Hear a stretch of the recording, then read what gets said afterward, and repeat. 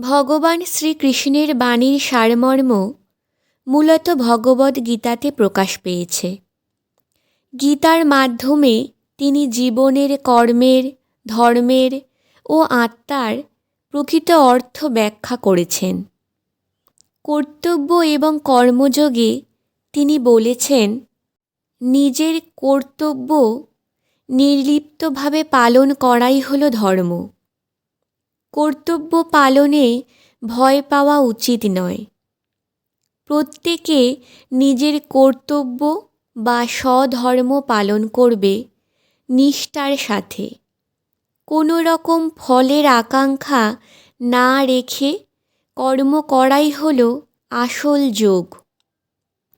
কর্ম থেকে পালানো যায় না, কর্ম থেকে পালানো উচিত নয়।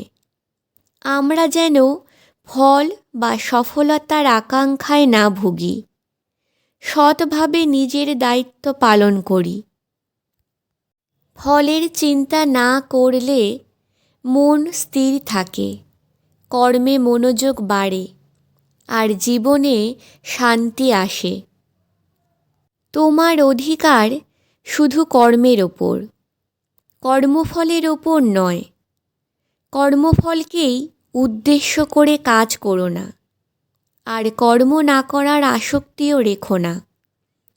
কর্ম করা প্রত্যেকের কর্তব্য, কিন্তু কর্মফল ঈশ্বরের হাতে।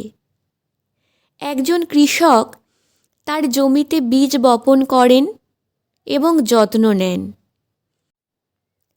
কিন্তু বৃষ্টি হবে কিনা, ফল হবে কিনা তা নির্ভর করে না, তার হাতে থাকে না।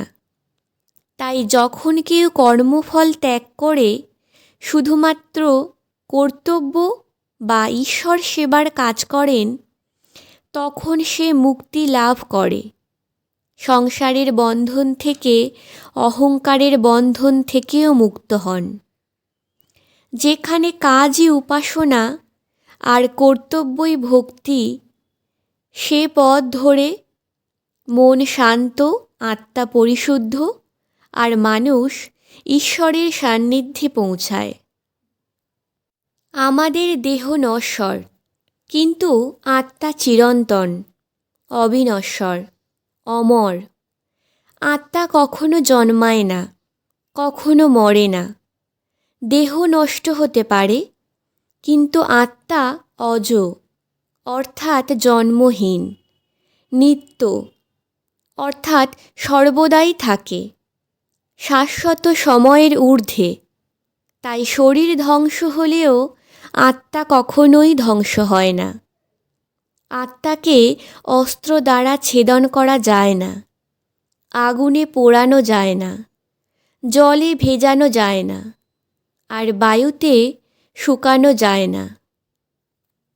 ভগবান শ্রীকৃষ্ণ বোঝাতে চাইছেন যে আত্মা শাশ্বত, অদেহী ও অবিনশ্বর। মানবদেহ ক্ষণস্থায়ী, জন্ম হয়, বয়স বাড়ে, শেষে মৃত্যু ঘটে।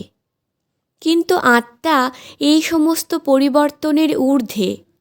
যেভাবে মানুষ পুরানো পোশাক ফেলে নতুন পোশাক পরে, তেমনি আত্মাও এক দেহ ত্যাগ করে অন্য দেহ গ্রহণ করে।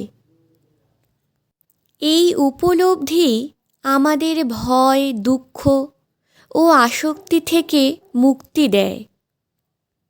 মৃত্যুকে ভয় না পেয়ে সত্য ও ধর্মের পথে চলতে হবে। শোক, ভয় বা মায়ায় আবদ্ধ না থেকে কর্তব্য পথে স্থির থাকা উচিত। জীবনের লক্ষ্য হল এই আত্মতত্ত্ব উপলব্ধি করা, যেখানে দুঃখ, আনন্দ, লাভ, ক্ষতি সবই সমান হয়ে যায়। জ্বলন্ত আগুন কাঠকে ভস্মে পরিণত করে, তেমনি জ্ঞানের আগুন সমস্ত কর্মফলকে দগ্ধ করে দেয়। মানুষের বন্ধন ও দুঃখের মূল কারণ হল অজ্ঞান বা অজ্ঞতা। আমরা ভুলে যাই আমরা কে কি সত্য, ক্ষণস্থায়ী কি? জ্ঞান অজ্ঞানকে দূর করে।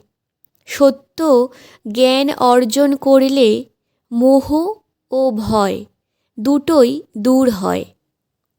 যখন কেউ আত্মা ও পরমাত্মা এর ঐক্য উপলব্ধি করে তখনই সে মুক্ত হয়ে যায়। ভগবান শ্রীকৃষ্ণ বলেন, যে ব্যক্তি সুখ দুঃখে সমান থাকেন তিনি মুক্তিলাভের যোগ্য। জীবনে সুখ আসবে, দুঃখ আসবে, কিন্তু যার মন সুখে দুঃখে সমান থাকে, স্থির থাকে, সেই প্রকৃত যোগী। জীবনে সুখ দুঃখ জয় পরাজয় লাভ ক্ষতি এসব অনিবার্য। শ্রীকৃষ্ণ বলেন, সব অবস্থায় মন স্থির রাখা শেখো। সমভাবই মানসিক শান্তির চাবিকাঠি। শ্রীকৃষ্ণ অর্জুনকে শেখান, জ্ঞান কর্ম বা ধ্যানের চেয়ে শ্রেষ্ঠ পথ হল ভক্তির পথ। ভক্তির দ্বারা মানুষ ঈশ্বরের সাথে সরাসরি সংযুক্ত হয়। ভগবান বলেন, যে ভক্ত আমাকে ভক্তি ও প্রেম ভরে পত্র পুষ্প জল ফল অর্পণ করেন, আমি তা ভালোবাসার সাথে গ্রহণ করি। ঈশ্বর ভক্তির দ্বারা আবদ্ধ হন। ভক্তির কাছে তিনি ধরা দেন। ভক্তির গভীরতা আন্তরিকতা ও প্রেমই ঈশ্বর প্রাপ্তির উপায়। ভক্তিতে কোনো অহংকার নেই, আছে আত্মসমর্পণ, প্রেম, ঈশ্বরের প্রতি সম্পূর্ণ বিশ্বাস, নির্ভরতা ও ভালোবাসা। ভক্তি মানুষকে শুদ্ধ করে, তবেই মুক্তি লাভ সম্ভব। ভগবান বলেন, প্রত্যেক জীবের মধ্যে ঈশ্বর বিরাজমান। তাই সকল প্রাণীর প্রতি করুণা ও শ্রদ্ধা থাকা উচিত। এটাই সত্য ধর্ম ও মানবতার মূল শিক্ষা।